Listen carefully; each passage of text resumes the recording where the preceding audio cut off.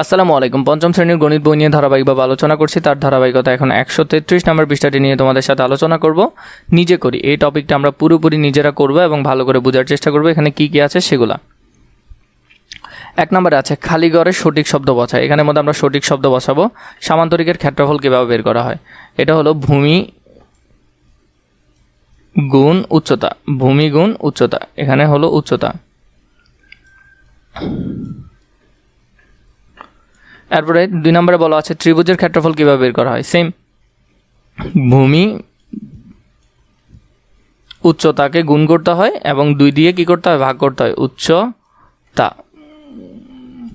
এবং 2 দিয়ে ভাগ করতে হয়। 2 নম্বর, নিচের আকৃতিগুলোর ক্ষেত্রফল নির্ণয় করি। এই আকৃতিগুলোর আমরা ক্ষেত্রফল নির্ণয় করব। তাহলে এখানের মধ্যে আমাদেরকে প্রথমটা যেটা দিয়েছে সেটা হলো ভূমি হলো 5, উচ্চতা হলো 4।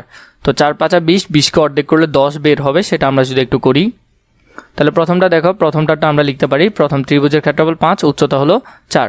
তো আমরা ত্রিভুজের ক্ষেত্রফল হাফ ইন্টু ভূমি গুণ উচ্চতা, তাহলে 5কে 4 দিয়ে গুণ করলে 4 5 20, 20কে অর্ধেক করলে কত, 10 বর্গ সেন্টিমিটার। আমাদের প্রথমটা আসলো কত, 10 বর্গ সেন্টিমিটার। পরবর্তীতে আমরা যেটা দেখলাম এটার মধ্যে দেখো এটা কিন্তু বাঁকা, এখানে আছে 9 সেন্টিমিটার। এই 9 সেন্টিমিটারকে আমরা এদিকে কী করলাম, বাড়াই, এদিকে উচ্চতা করলাম 6 এবং এটাকে সমকোণী করলাম। তাহলে এখানের মধ্যে আমরা যদি খেয়াল করি, ভূমি হলো 9 সেন্টিমিটার এবং উচ্চতা হলো 6 সেন্টিমিটার। তাহলে উচ্চতা হলো যে কত, হাফ ইন্টু ভূমি গুণ উচ্চতা, তাহলে 6 নং 54, 54কে করলে কত হবে, 27 হবে। তাহলে 27 বর্গ সেন্টিমিটার। এরপরে 3 নাম্বার হলো 5 আর এদিকে হলো 6। তো 5 6 কত, 30, 5 6 কত হবে। তাহলে এখানে তোমরা লিখতে পারো সামান্তরিকের ভূমি 5 সেন্টিমিটার এবং উচ্চতা হলো 6 সেন্টিমিটার। তাহলে সামান্তরিকের ক্ষেত্রফল ভূমি গুণ উচ্চতা, তাহলে 5 গুণ 6 সমান 30 বর্গ সেন্টিমিটার। পরবর্তীতে 4 নাম্বারটা যদি দেখো, এখানের মধ্যে এরকম আছে ডিরেক্ট, এদিকে 2, এদিকে হলো কত, উচ্চতা তাহলে 10 ধরে আমরা যদি এটা করে নিই, 10 ধরে করলে ভূমি 2, উচ্চতা 10, তাহলে ভূমি গুণ উচ্চতা, কারণ এটা একটা সামান্তরিক। তো সামান্তরিকের ক্ষেত্রফলের সূত্র কি, দৈর্ঘ্য গুণ প্রস্থ অথবা ভূমি গুণ উচ্চতা। এখানের মধ্যে সামান্তরিকের ক্ষেত্রফলের সূত্র হলো ভূমি গুণ উচ্চতা, তাহলে 2 গুণ 10 সমান 20 বর্গ সেন্টিমিটার। তো এভাবে করে এগুলোর উত্তর লিখতে পারবে। 3 নম্বরে বলা আছে একটি আয়তকার জমির প্রস্থ 85 মিটার। একটি আয়তকার জমি যার প্রস্থ হলো 85 মিটার, দৈর্ঘ্য 105 মিটার। দৈর্ঘ্য কত, 105 মিটার। জমির ক্ষেত্রফল, তো ক্ষেত্রফলের সূত্র তোমরা সকলে জানো, আমরা এখন এটা বের করব। তাহলে 3 নম্বরটা হবে একটি আয়তকার, আমরা যদি বের করি তাহলে এখানে জমির ক্ষেত্রফল বের করব কি, দৈর্ঘ্য গুণ প্রস্থ। দৈর্ঘ্য গুণ প্রস্থ হলে তার মানে 105 গুণ 85 বর্গ মিটার। তাহলে আমরা যদি গুণ করি তাহলে কত, 8925 বর্গ মিটার। তো এখানে গুণটা আছে, গুণগুলো তোমরা পারবে, এগুলো অনেক বেশি করেছো তাই আর দেখিয়ে দিতে হচ্ছে না। 4 নম্বরটা যদি আমরা দেখি, এখানের মধ্যে একটি বর্গকার বাড়ির প্রস্থ 55 মিটার। একটি বর্গকার বাড়ির প্রস্থ কত, 55 মিটার এবং এর ক্ষেত্রফল 3025 বর্গ মিটার। এর ক্ষেত্রফল 3025 বর্গ মিটার। বাড়িটির দৈর্ঘ্য কত মিটার, বাড়ির দৈর্ঘ্যটা কত, বর্গাকার বাড়ির ক্ষেত্রফল, তাহলে দৈর্ঘ্য গুণ প্রস্থ, তার মানে 3025 বর্গ মিটার। তাহলে আমরা এটা পেলাম যে দৈর্ঘ্য গুণ প্রস্থ সমান এটা। তো আমাদেরকে প্রস্থটা বের করে দেওয়া আছে। প্রস্থটা এখানে কি আকার আছে, গুণ আকারে, তাহলে ওইদিকে যদি যায় ভাগ আকারে যাবে। তাহলে 3025-এর নিচে 55 ভাগ আকারে, তো ভাগ যদি করি তাহলে হলো 55 মিটার। তার মানে আমাদের দৈর্ঘ্য কত আসলো, দৈর্ঘ্য আসলো 55 মিটার। অথবা বিকল্প পদ্ধতিও করতে পারো, আমরা জানি বাগানের দৈর্ঘ্য এবং প্রস্থ সমান। তাহলে বর্গাকার হলে সেটা নিশ্চয়ই দৈর্ঘ্য প্রস্থ সমান হবে, তাহলে দৈর্ঘ্য 55 হলে প্রস্থ 55 হবে। ওই হিসেবেও তোমরা করতে পারো, কারণ এখানে বলে দিছে বর্গাকার বাড়ি। 5 নাম্বার, একটি ত্রিভুজ আকৃতির ডিজাইনের উচ্চতা, মানে একটা ত্রিভুজ আকৃতির ডিজাইনের উচ্চতা 0.8 মিটার এবং ক্ষেত্রফল 1.2 বর্গ মিটার। এর ভূমি কত মিটার। ভূমি বের করতে বলছে, ক্ষেত্রফলও বের করে দিছে, আবার উচ্চতাও বের করে দিছে, শুধু ভূমিটা বের করতে হবে। সূত্র লিখে আমরা লিখব, আমরা জানি ত্রিভুজের ক্ষেত্রফল হাফ ইন্টু ভূমি গুণ উচ্চতা। তাহলে আমরা ক্ষেত্রফলটা পেলাম 1.2 আর হাফ আছে, ভূমি আছে, এদিকে উচ্চতা হলো 0.8। 1.2 0.4 গুণ ভূমি, তাহলে ভূমিটাকে আমরা এদিকে রাখলাম, এটা এখানে গুণ আকারে আছে, এদিকে আসলে ভাগ আকারে, তার মানে 1.2 এর নিচে ভাগ আকারে। তো ভাগ আকারে এখন দেখো দুটোটা দশমিক আছে, এই উপরের দশমিকের জন্য নিচে আমরা 1 দিলাম গুণ আকারে। একটা ঘর আছে তাই একটা 0 দিলাম। নিচে এই নিচের দশমিকের জন্য উপরে একটা 1 দিলাম। এক ঘর আগে আছে তাহলে একটা 0 দিলাম। তো এখন আমরা যদি করি 4 আর এটাকে যদি কাটো, 10 10 কাটলে শেষ, 4 আর 12কে কাটলে 3 4 12, তার মানে ভূমি হলো 3 মিটার। কি হলো, 3 মিটার। 6 নম্বরে নিচের আকৃতিগুলো রঙিন অংশের ক্ষেত্রফল নির্ণয় করি। রঙিন অংশের ক্ষেত্রফলটা খুবই সোজা।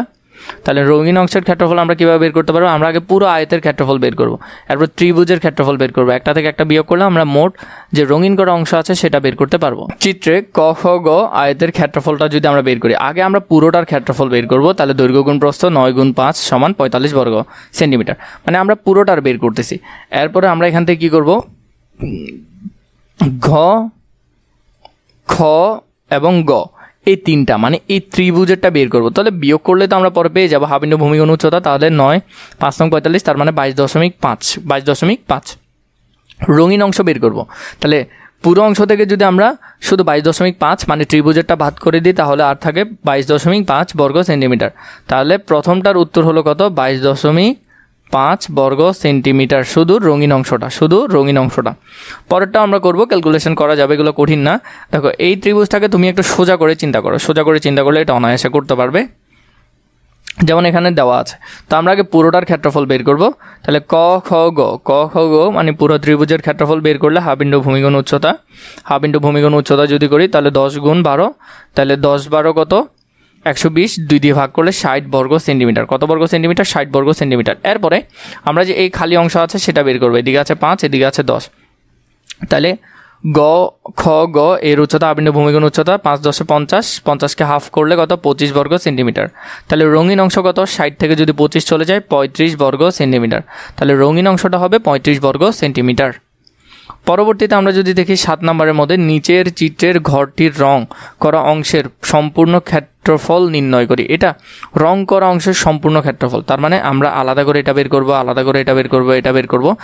তিনোটা যদি আমরা বের করি তাহলে অনায়াসে আমরা অঙ্কটা করে ফেলতে পারবো। তো আমরা 7 নাম্বারটা যেটা করার কথা ছিল, আমরা এখান থেকে শেডটা দেখলাম। এখানে আমরা কি করব, আমরা আলাদা আলাদা করে এগুলার মাপগুলা বের করব। এখান থেকে আমরা প্রথমে এই অংশ তিনোটা বের করব।